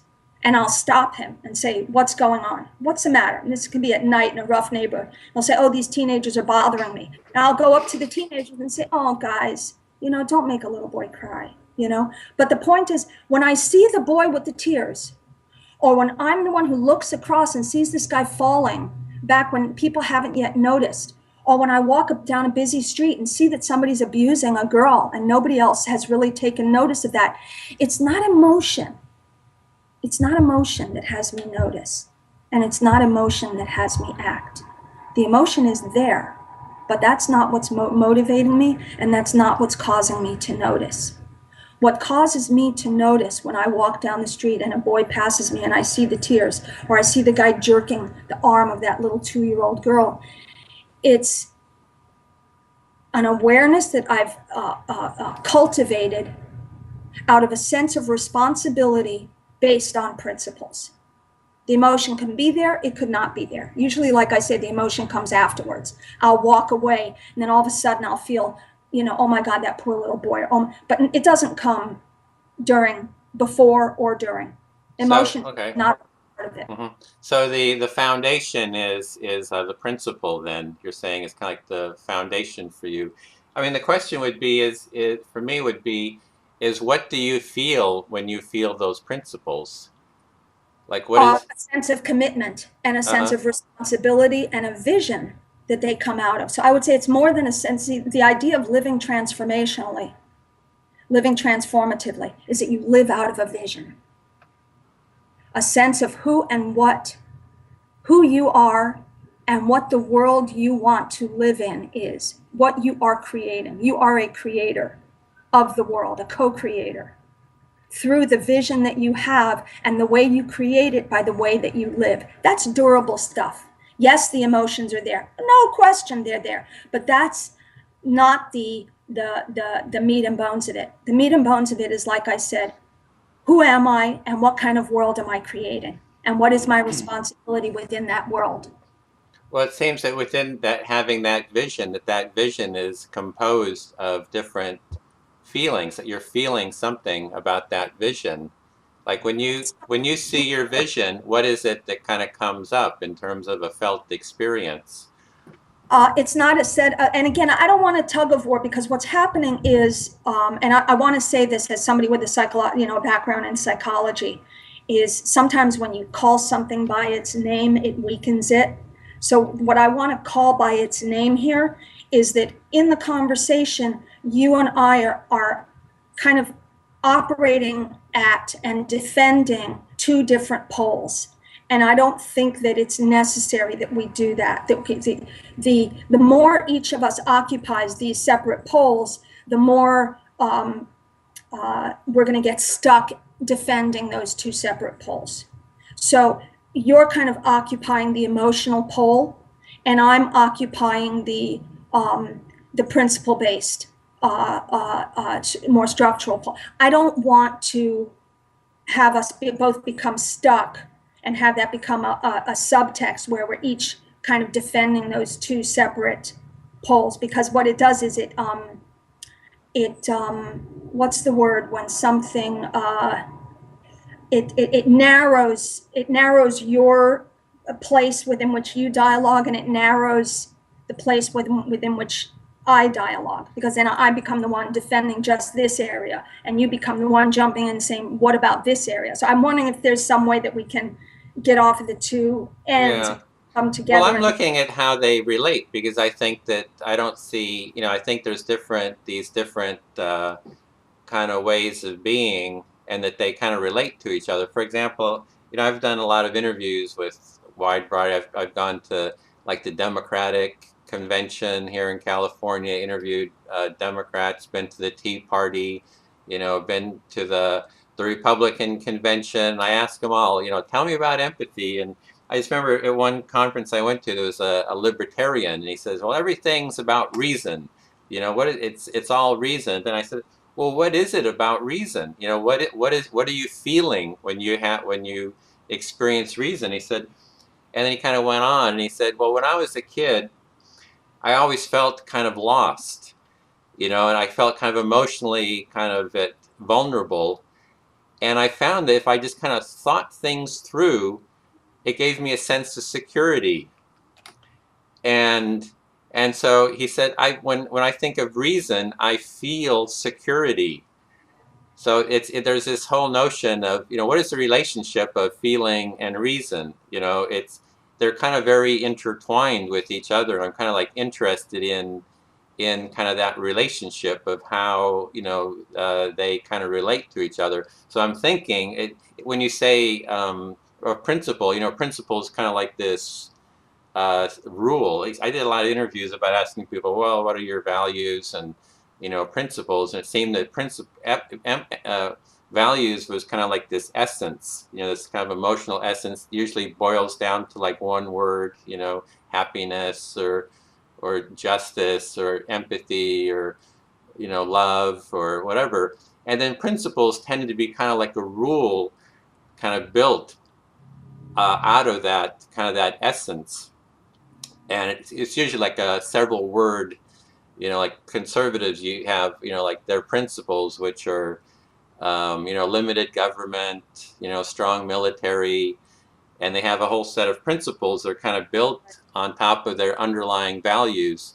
So I'm kind of like trying to find the connection between those, and that's why I'm kind of like pushing Right. But my about hint that. to you is that I'm the kind of person, the more you try to push me in one direction, I'll push in the other direction. It's just Uh-huh. a personality thing. So Okay. I'm kind of forewarning you. And, we're both,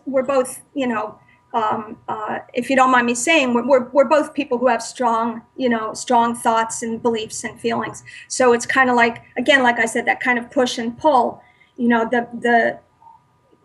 um, it's kind of, I've tried to explain how the two are intertwined. I've tried to explain how the two are intertwined. I've kind of explained the best I could Uh-huh. how the emotional component is intertwined using the example of like what are the programs on a television set versus the set itself, the principles that we live by versus the emotions that underlie those principles. So I've definitely tried to explain how they are intertwined.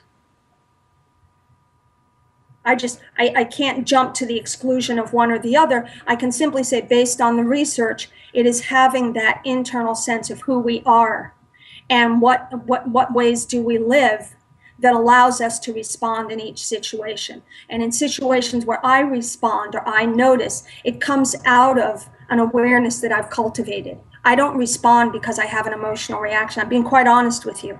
I don't notice something. I don't notice a guy falling off subway tracks and have an emotional reaction. There's no emotional reaction there. The whole thing is 5 seconds between the time I notice and the time my arm is grabbing his. Yeah. Looking up, seeing somebody who needs my help or care or protection. It's a cultivated awareness, and it's fast.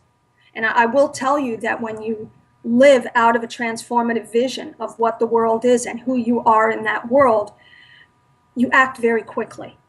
Because most of these opportunities to notice and opportunities to take action happen within the space of seconds. Sometimes you have those deeper, longer conversations, and of course, if one of the values is empowering others, I always look, and this is, one of the principles that I live out of, is that every encounter is for a reason. Every encounter gives me the opportunity to be in some way transformative in that person's life. So I oftentimes have situations where I'll be walking along and encounter someone, and we'll get into this deep discussion where I'm able to be in some way catalytic in that person's life, again, out of that transformative vision and out of that sense of responsibility. So there's definitely that sense of connection, but the overall way of life is not dependent on emotions. It has emotions. It contains emotions, but it's not dependent on emotions. Mm-hmm. Okay. Well, I'm trying to kind of connect that with, with kind of how empathy, kind of the understanding of empathy and, I think this is how we could connect it mhm. if I just think out loud. For you, empathy is a value. That's simply what I would say. It's a value. It's a Yeah. strong value. Yeah, it's true. Right. Yeah. So what I'm talking about is living out of values. And not only that, but you see yourself, your identity is as an empathic person. And your commitment is to behaving empathically. And the actions you try to take in your life are empathic actions. So you're actually incorporating all of those steps that I'm talking about in what I see more structurally. You are incorporating them with empathy being the expression. Does that make sense at all? Yeah, that's what I think I was kind of referring to earlier, saying that I didn't see them as mutually exclusive. Oh no, I wouldn't. Having in fact, that's kind of what I'm looking at is kind of the full integrity of empathy in the sense that, it's not, I'm not seeing empathy as just this emotional quality. It's kind of one part of it, but there's the whole, full kind of empathic, self-empathy, emotional empathy, or mirrored empathy, and kind of perspective taking and empathic action. Because I see it as kind of like a whole it's a whole body experience, and it incorporates. And I think that's the thing I'm kind of looking at, is to actually raise empathy, kind of consciously as a value within society. Saying that this is a conscious effort. It's a conscious value, and there are principles that foster empathy as well. And there are also principles that arise out of having empathy. Having empathy, and even structurally, like we can structure a classroom, for example, where there's a teacher in front of us, and everybody sits and listens to that teacher, right? And that has a certain emotional dynamics to it. Or you can have the students in circles, where they're kind of doing a lot of sharing and kind of learning through kind of a more, let's say, a team efforts, for example.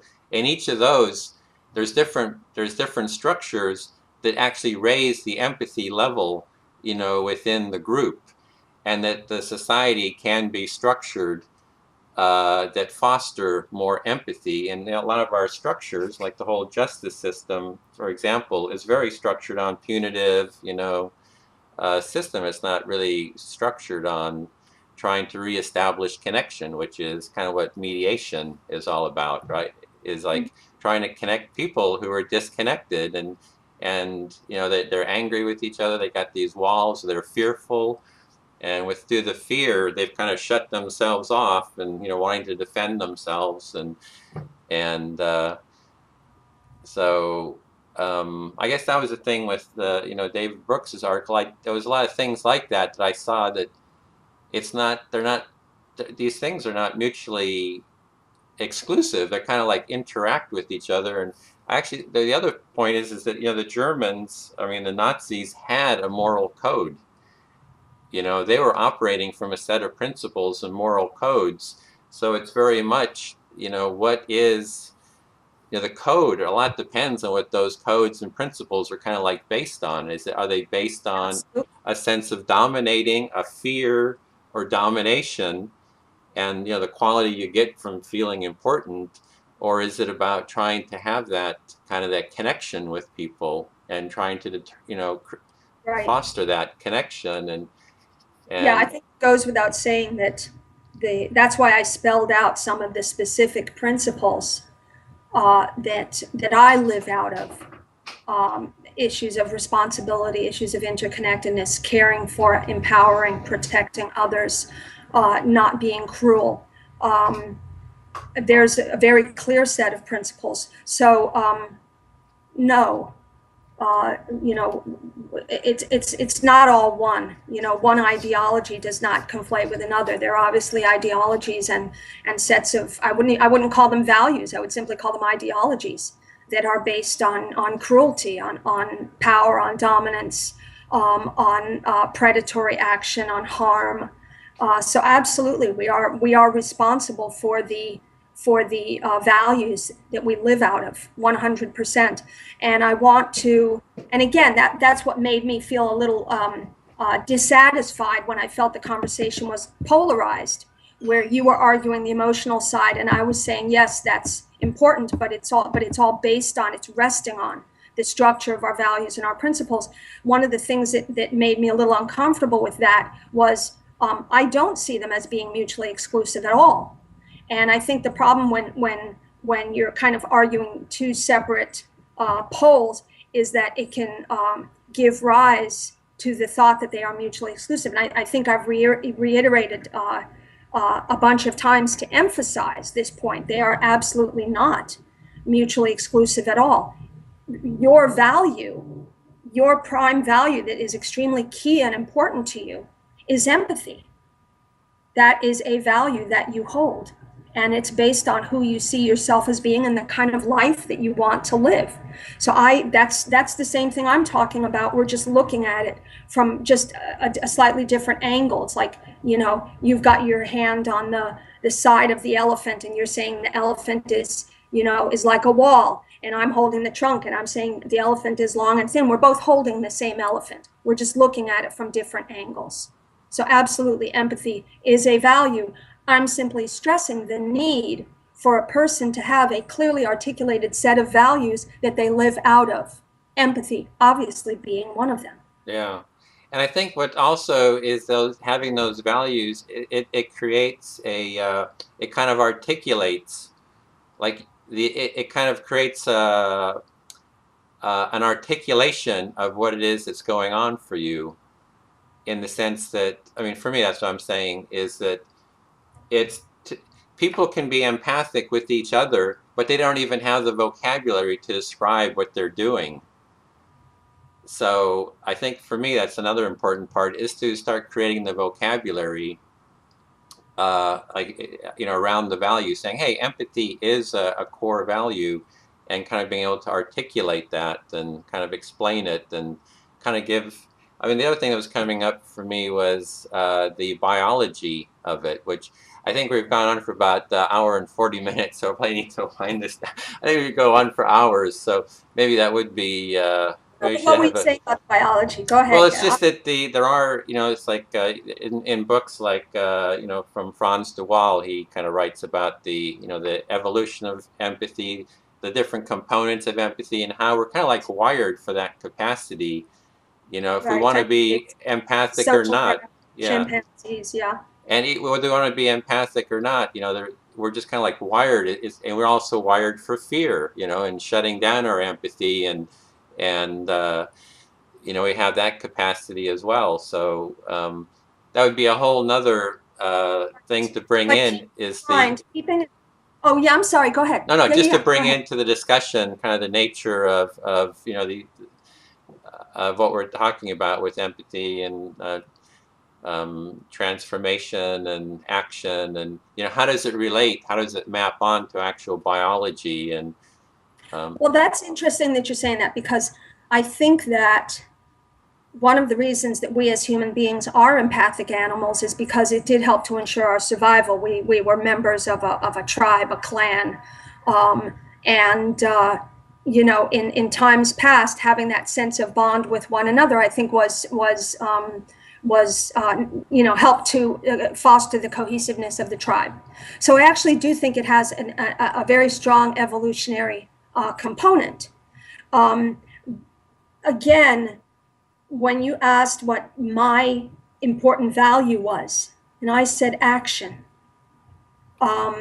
and action out of a specific vision. So it's not empty action. It's not action per se. It's action out of a specific vision. But the way I would say it is action. So when you asked me that, what is my most important value? And I said action. So then, number one, I'm going to tell you what vision informs that action. It's not emotion that informs that action. It's a vision. It's a sense of what is the world that I, as a transformation agent, what is the world that I want to be creating through the way that I live? And then I'm going to look at, in other people, what is it that most clearly compels action? And so I'm speaking to you out of a strategic sense of what is it that compels action in people. So I might value emotions. I might have emotions. I'm an emotional person.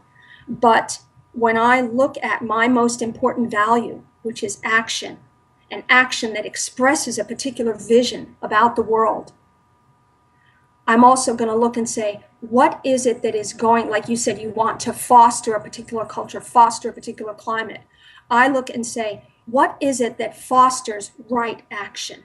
What is it that fosters action to care for, to protect, to empower others? And what I see that fosters that kind of action is people having a clear sense of who they are and what they want their life to stand for and what values they live out of. And you might use the word empathy to describe one of those values or an important value for you. I might use this more, say, for my values, that I see the world, I see human beings as being responsible for one another. I see us as being part of one interconnected entity.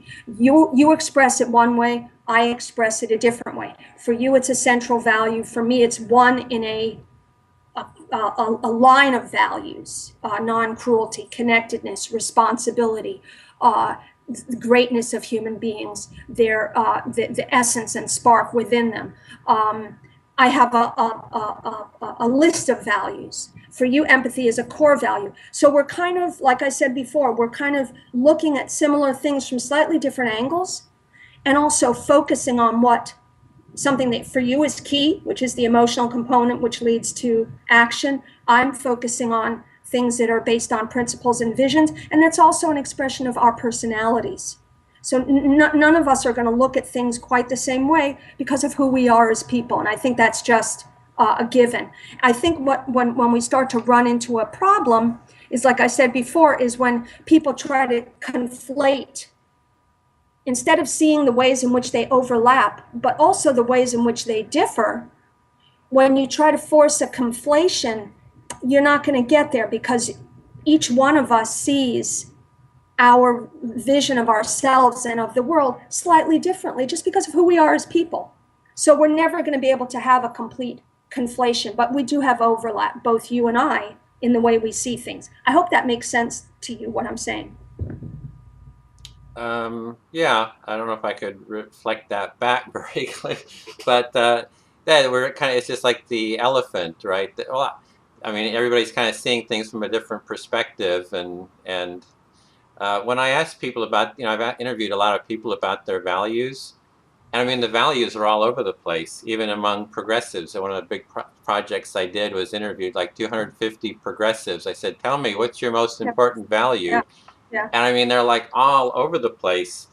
And so, people are different. You know what they say? Yeah, go ahead. I'm sorry. People find this value, and then they kind of organize their life around it. And it kind of gets...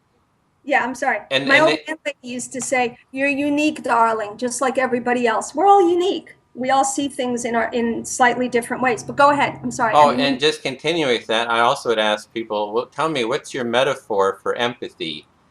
It's like the common metaphor of empathy is standing in someone else's shoes, looking through someone else's eyes, and that's just like a metaphor. And I say, tell me, what is your metaphor of empathy? And don't use that one, which is kind of the cultural standard one. And everybody's got a different one. It's like amazing that almost everybody has, the metaphors are like all over the place. And mine is like, empathy is like a cornucopia. So I was just curious what you would say your metaphor is. Well, again, I'm the way I think about empathy is not so much as a metaphor. It kind of,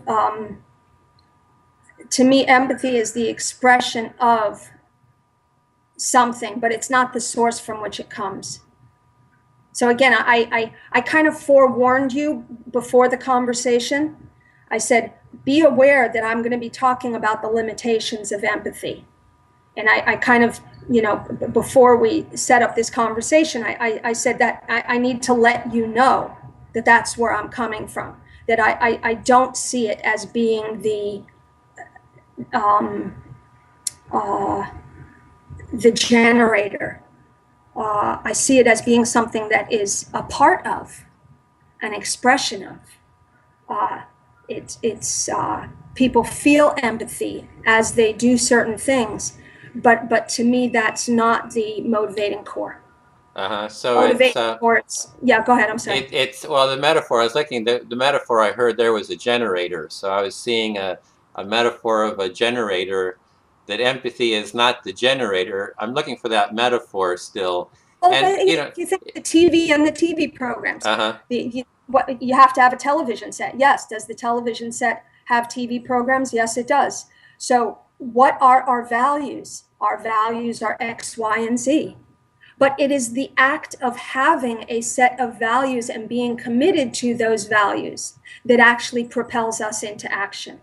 What the values are You might call empathy one of your values. I don't use the word empathy. I use a way of seeing the world, but it's six of one, half a dozen of the other. They both deal with issues of interconnectedness and responsibility to one another. Just you use the term empathy, I use a different set of terms. Somebody can go on to my blog, The Transformative Life, and they'll see the set of principles and the way I particularly express it. So each one of us is slightly different, but we have values. What I talk about is the act of having a set of an identity, a vision, a set of values, a commitment to those values, and acting out of those values, and what sort of world we create.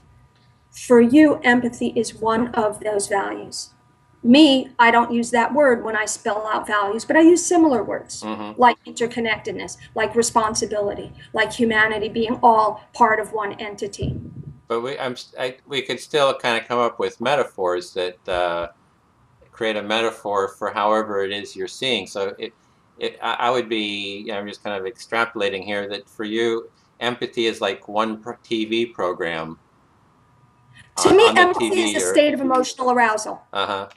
It doesn't propel me into action. It's not always present when I act. Sometimes it's present after I act. Sometimes it's not present at all. A sense of responsibility to my fellow human beings, that is present. That is present at all times. Just another story again, and it comes out of this responsibility, the sense of living transformatively. I remember back when I was in Washington, D.C., I had just finished grad school in Ohio, and I moved to D.C. And it was late at night, and I happened to be awake at 2:00 in the morning in my apartment off at DuPont Circle, and I smelled this, just strange little smell, and I couldn't really figure out where it was coming from, and it wasn't strong at all. And I was just sitting in my apartment, hanging out in the middle of the night. I happened to be awake, and just out of a sense of one is not complacent. When something is slightly anomalous, even if human beings are not involved, there's a sense of being a non-complacent person. Yeah.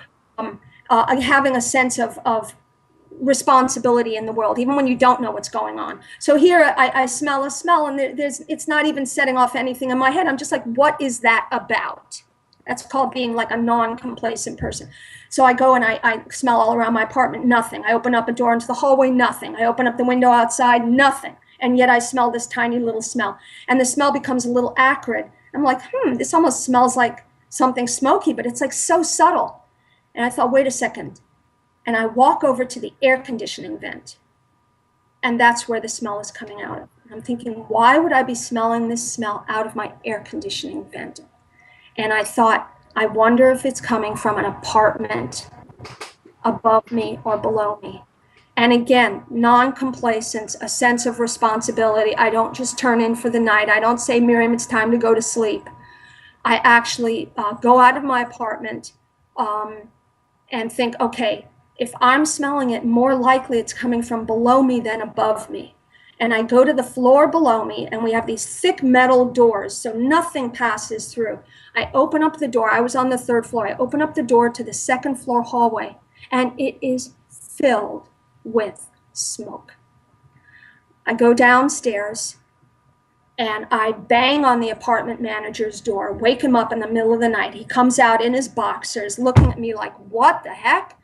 And I said, dude, Joe, there is a problem on the 2nd floor. We both go to the 2nd floor hallway. Nothing is coming on his end. He couldn't smell a thing. It could have been all night and nobody would have known.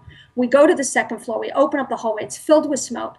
I start banging on the doors of everybody who lives on that floor. He starts banging on the doors. He's tipping on the doors. I'm like, bam! Wake up, people. We woke up everyone on that floor except one apartment, the one directly below me. Nobody answered the door. And Joe's looking at me, and I said, Joe, and I said, oh, you got to use your master key, open the door. He opens the door, and smoke, as much as the hallway was filled with smoke, it was nothing. You could still see people in the hallway. When he opened that door, smoke came billowing out, but the door was on the chain, which meant there was somebody inside there. And he looked at me, and I'm like, break it down. Puts his shoulder, breaks through the chain, the door flies open, smoke absolutely billowing out. He goes in. Howie had taken some sort of sleeping pill, drug, who knows what it was. He was down for the count. Something was burning in his kitchen. He had, I'm going to say, less than an hour left. When you think that most deaths in fires are not due to fire, they're due to smoke inhalation and using up of oxygen. That guy had less than an hour left as far as oxygen in his apartment, maybe a half an hour. Nobody would have known. Nobody on his floor, nobody, the apartment manager. This was not about emotion. This is what I'm trying to say. Emotion is present. We are emotional beings. But this was about the actions that culminated in saving this guy's life were about a sense of responsibility, a set of principles of how one acts, of following through, of investigating, of taking action, of commitment to action, culminating in a person's life being saved. So I'm not trying to tell you that I don't value empathy. It's very important to me as a human being, but the actual transformative actions come more out of a cultivated sense of who I am, what is my place in the world, and what are the principles that I live my life out of. And I'm telling you this story to specifically illustrate a story that does not have an emotional component, and yet is very transformational. Yeah, it reminds me of, I had a similar situation, not in an apartment, but, I kind of smelled smoke, here in our backyard. And it was the same thing. I started investigating, and I kind of went to the neighbors and looked. And then we kind of lived behind this restaurant, and there was this bamboo hedge that was like on fire. Wow. And it was... And the first thing I did was, the same thing, kind of rousing people, and then getting a hose and start taking action to do something. And I had our neighbor who's actually was like, his garage was like directly affected, and he's like standing there, like totally immobile, just looking at this thing. And it was like, for me, it's this thing like there's something happening. We're gonna, do something about it. And and it was like starting to organize people, jumping over. And then I kind of jumped over the fence to the restaurant, and then there was these restaurant workers just standing there looking at this fire. Yeah, absolutely. And they're like, exactly what I'm talking about. They're just looking at it, and I say here, and I turn on their hose, and I say, I give them the hose, start watering it down from your angle, and I go over to the other people, and it's like, it was kind of like engaging people, and it's like this whole sense of people just stand there kind of immobilized, and they're like, I don't know what they're waiting on. They're like, the fire department, came a little while later, but yeah, it's like everybody was waiting for somebody else to kind of take action. And the thing is, people can live and die in those moments. Yeah. I mean, the amount of time it took for some hysterical lady to go screaming for the transit police. Me and my relative had already hoisted this guy up off the platform, and we were back on the other side picking our conversation up where it had left off. So people, decisions that affect worlds are made in moments. And for some reason, we've talked a little bit more. I've used the example of more things of protection. But there's this whole, idea of caring for.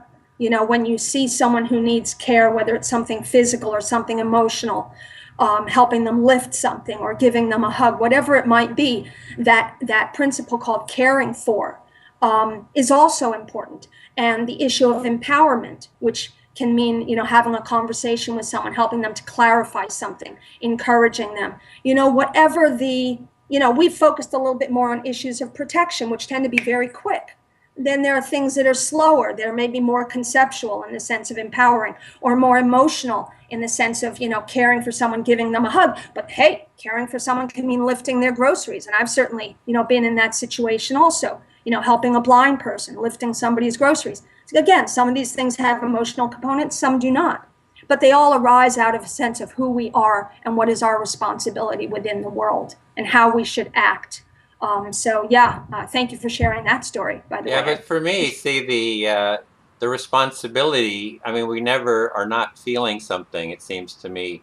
Like the sense of responsibility is a felt experience.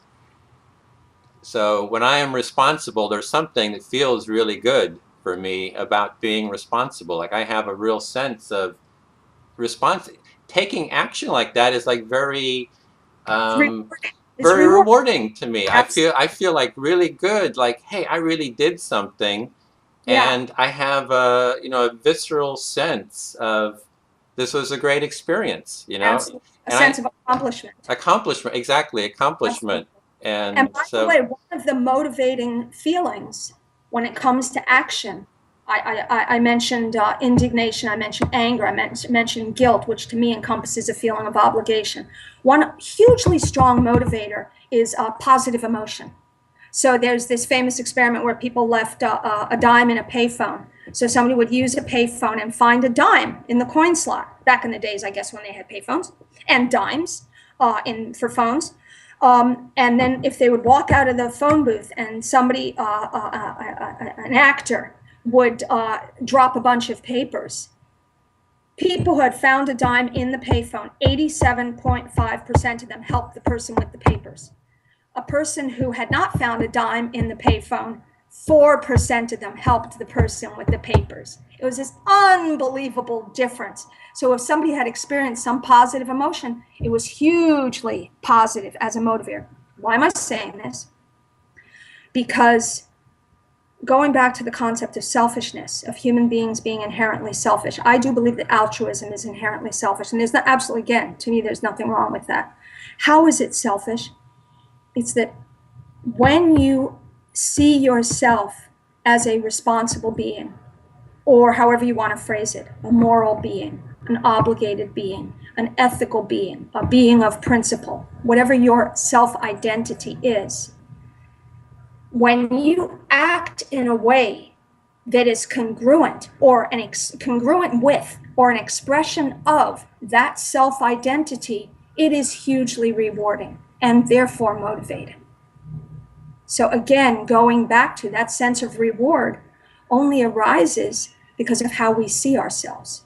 What sort of person do we see ourselves as being? And then it's rewarding to act in congruence with that. And therefore we do. And then it's strongly motivating. well, that's a whole nother discussion about the nature of human being as being selfish or inherently empathic. Self-interested. Yeah. So it's I think we'll have to have another conversation on that.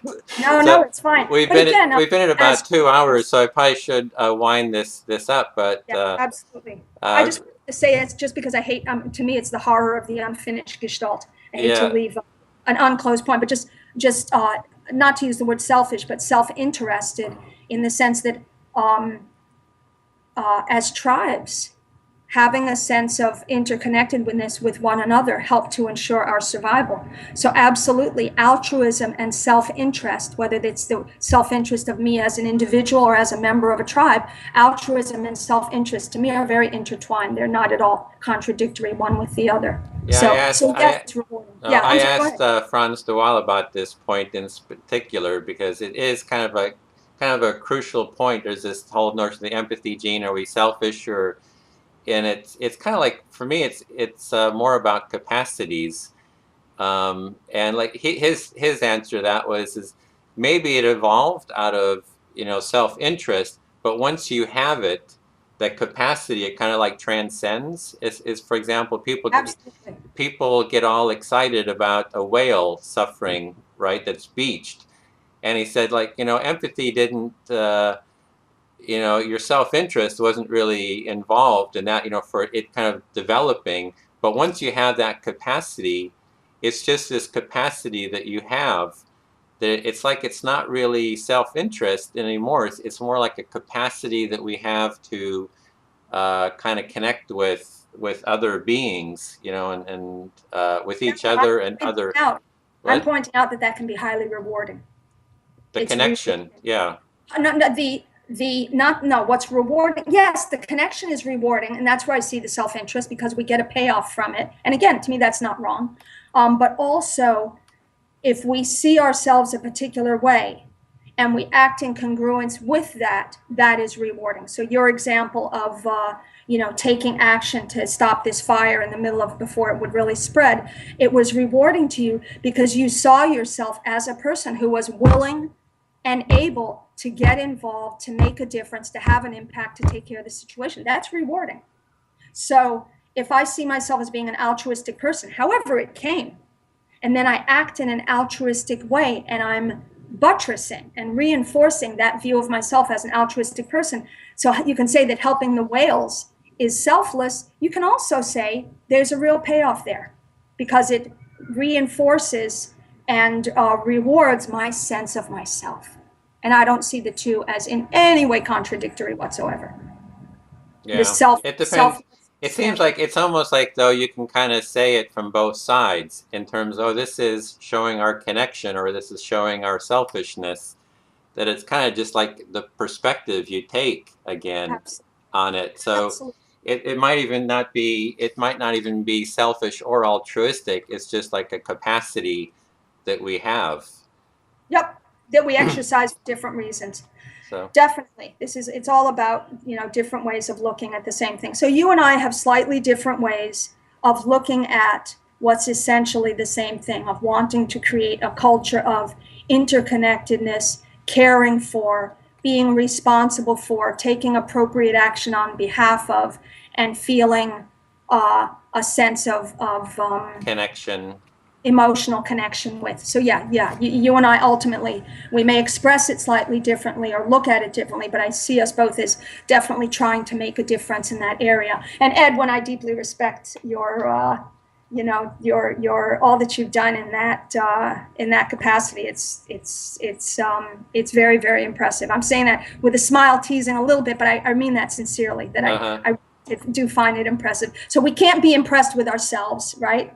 But when we look out and we see somebody, we can't say, oh, I'm making a difference, I'm impressed with myself. So we can't really do that. But when we look out and see somebody who's trying to do the same things that we are and doing them on this really large and great scale and involving tons of other people and doing all these projects, then absolutely I can say that it's what you're doing is tremendous and it's very impressive, sincerely. Thanks for that comment. Well, I've really enjoyed this conversation. I could go on for a couple more hours. We'll talk some other time about some other topic. Okay, that's great. So, I'll put this online in a couple days, and it'll just be up there. I don't know if anybody can wade through 2 hours of this, but I've enjoyed it. So, excellent. And if you ever, let me just say like this, if you ever now that we've kind of chewed through a bunch of stuff, let me put this out there as a suggestion. And I don't know if you want to leave this on the thing or cut it off, because this is more of a process suggestion. That if you ever want to kind of sit with what we talked about and do another one that's short, where you kind of know where you have a sense of where I'm coming from, and we can kind of talk through and walk through in a way that's kind of more concise, so that it's more usable for you for some purpose. The offer is there. Please. Okay. Well, my question then to consider for that would be is how do we go about building a culture of empathy? I mean, that would be the thing I would want to kind of really discuss. Like, what are the steps to, the action components to actually raising the value of empathy in society? I mean, I don't know if that's a topic. Oh, absolutely. I mean, for me, again, what I'm trying to do by creating this way of living in the world called living transformatively is to have a set of principles that people are committed to, that they are willing to act and be an example of to others. And obviously there are ways that you can really impact people when you have children, for example, family members that you can have a direct influence on. That's great. But then there are people who you can influence more indirectly. And some of that is formal, but some of that also is in those encounters. When you consciously have, again, this set of principles that you live your life out of, you have yours, I have mine. And again, there's overlap and there's difference. But when you have this set of principles, what you are doing is creating that in the world. And again, if you look at my, if anybody looks at my blog at thetransformativelife.com, You saw most of my columns that you saw were up somewhere else, but I'm in the process of taking them and putting them on the blog. You'll see that, I spell out what these principles are, and that actually that when you live out of a set of principles and out of a vision, you foster it in the world. To answer your question, you foster it in the world, whether it's formally in educational systems, whether it's directly by, say, children that you would bring up, people that you have direct day-to-day interaction with, but it's also indirect, or I should say more day by day in the people that you encounter. I'm always looking to talk about this way of living with people who I think are receptive to it, and to people who are not, who I don't feel are on that level where they're thinking of their life as a mission, as a calling. There are people who are not. They're just living their life moment to moment. So there, what you are is being an example of it, by intervening, by caring for, by protecting, by helping to empower. You simply become a living model, and you foster it by being that living model. So again, there's 3 levels. One is the people you can directly influence, which would be, formal frameworks through families or educational systems or values seminars or whatever, but in conferences, the formal and direct. The second is where it's the people that you meet, where you talk about the concept. It's kind of like the preach and teach, where you're able to teach people, you're able to just touch on a topic. And then the third level is where you never even talk about it, but you act out of that and you become an example that could impact that person. They can remember it for the rest of their life. So in terms of how to foster, I would say you can foster it on all those different levels, from the most direct, formal, and lasting, to the people you meet who you talk about it with, to the people you meet who you never talk about it with, but you live out of that example and impact them by being a model of that. That's a short answer to that question. Okay, maybe we can go into a long answer at another talk. really break it down to the steps for that. So absolutely, anytime. Okay. See the world through other people's eyes. Empathy is a quality of character that can change the world.